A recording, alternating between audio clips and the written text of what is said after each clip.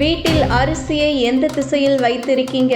உடனே மாற்றங்கள் இப்போ தெரிகிறதா? காரணம், வீட்டில் இருக்கும் முக்கியமான பொருட்களில் ஒன்று அரிசி. அரிசி இல்லாத வீடுகளே கிடையாது. அரிசிகளில் பல வகை இருக்கிறது. புழுங்கல் அரிசி, பச்சை அரிசி, இட்லி அரிசி என்று 3 வித அரிசியில் இருக்கிறது. அதில் புழுங்கல் அரிசியில் மட்டுமே பல பெயர்களுடன் அரிசி இருக்கிறது. நம் வீட்டில் முக்கால்வாசி நேரம் சமைப்பது சாதம்தான். சாதத்தில் பல வகைகள் செய்வோம். ஆனால் முக்கியமான ஒன்று அதற்கு சாதம்.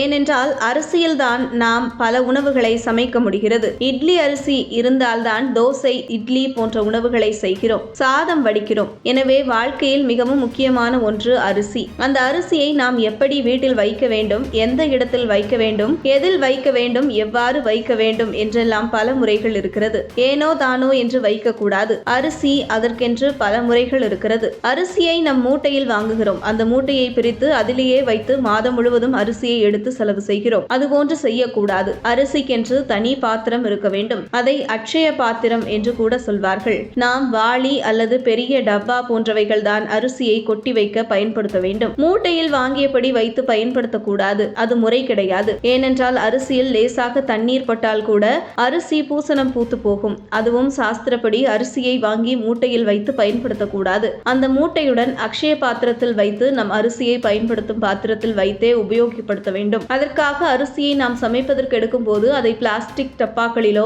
அல்லது சில்வர் டம்ளர்களிலோ எடுத்து அளந்து போடக்கூடாது. அதற்கென்று ஆளாக்கு வைத்துக் கொள்ள வேண்டும். ஆளாக்கில் மட்டும்தான் அரிசியை அளந்து போட வேண்டும். அப்போதுதான் நமக்கு என்றும் அன்னம் குறையாமல் கிடைக்கும் என்று சாஸ்திரங்கள் கூறுகிறது. அதே போல என்றுமே அரிசியை துடைத்து சமைக்கும் அளவிற்கு வைத்துக் கொள்ளக்கூடாது.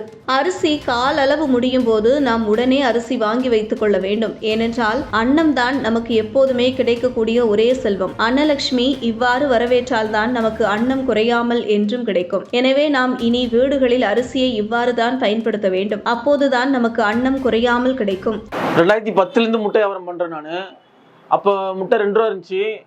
அப்படியே படிப்படியா முட்டை விலை ஏறிட்டு வந்துச்சு. இப்போ ஒரு 15 வருஷமா பண்றேன் நானு. அது இப்போ முட்டை ஆரம்பது முட்டையில புரோட்டீனு, விட்டமின் எல்லா போஷாக்கு இருக்குது. அது மட்டும் முட்டையில இருந்து ஷாம்பு எடுக்கிறாங்க. குழந்தைகள் நல்லா ஆரோக்கியமா வளர்றாங்க. நாட்டுக்கோழி முட்டைக்கும் இந்த பிராய்லர் முட்டைக்கும் என்ன வித்தியாசம்? நாட்டுக்கோழி முட்டை அது வந்து புரோட்டீன் அதிகமா இருக்கும், இதுல புரோட்டீன் கம்மியா இருக்கும். அதுல அது கரு வந்து ஆரஞ்சு கலர்ல இருக்கும். அது இது மஞ்சள் கலர்ல இருக்கும். அது மஞ்சள் கருவில் வந்து எல்லாருமே அதுல சத்து இல்லைன்னு நினைக்கிறாங்க. ஆனா அப்படி இல்லை. நான் எல்லாமே 2 தான் சாப்பிடுவேன். நான் 2 தான் சாப்பிடுவேன். ஆனா ஜிம்முக்கு போறவங்க எல்லாம் மஞ்சள் கரு எடுத்துட்டு வெள்ளைக்கரு மட்டும் தான் சாப்பிடுவாங்க எல்லாருமே. ஆமா, அது ஜிம்மு முட்டை சாப்பிட்டா வெயிட் கூடும், வெயிட் அதிகமாகும். அதான் நம்ம கொஞ்சம் உயரம் கம்மியாக இருக்கிறவங்க உயரம் அதிகமாகுவாங்க, கொஞ்சம் சுறுசுறுப்பாக ஆவாங்க. முட்டை சாப்பிட்டு அப்படியே உட்காந்துருக்கூட கொஞ்சம் வாக்கிங் மாதிரி போயிடணும். அப்போதான் நம்மளுக்கு பிளட் சர்க்கிள் உடம்பு பூரா சர்க்கிள் ஆகும். இப்போ ஈக்காட்டு தாங்கல் ஏரியா எடுத்துட்டீங்கன்னு வச்சுக்கோங்களேன், எப்படியும் ஒரு 15 வியாபாரியாவது இருக்கிறாங்க. அப்படி பார்க்கும்போது